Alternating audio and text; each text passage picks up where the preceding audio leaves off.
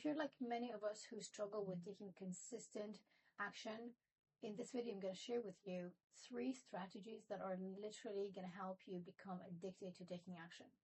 The first strategy I call the pain strategy. And this strategy simply means that you associate pain to not taking action. So every time you think of not doing the thing that you want to do, you think about the consequences of this thing.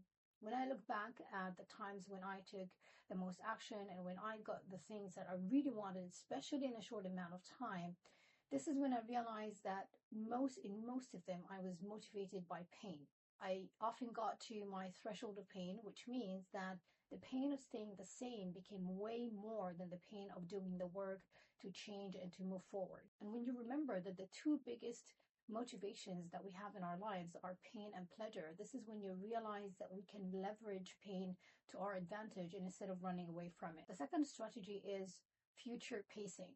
You basically think about your future in case you continue to not take the action that you know you should do. For example, how your future is going to look like if you don't start this business. How next year is going to look like if you don't work out and take care of your body. When we associate ourselves emotionally to the identity and the life that we want to live in the future and bring this picture to the present moment, we raise urgency.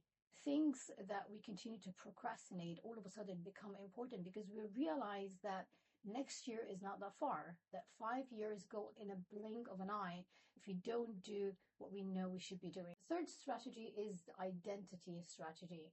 Think about how would you associate yourself in case you don't take the action versus how would you identify yourself with yourself when you do what you know you should be doing. So for me, for example, when I look back, every time I took action, every time I did the thing, I realized that in that moment, I saw myself as someone who would consistently do the action no matter how hard things get. So when I associate this thing to who I am, then it becomes automatic to do the thing even if it's hard. Because most of us, what we want to do is we want to stay consistent with our identity. Let me know in the comments if you find any of these strategies helpful for you. And until I see you in the next video, be kind.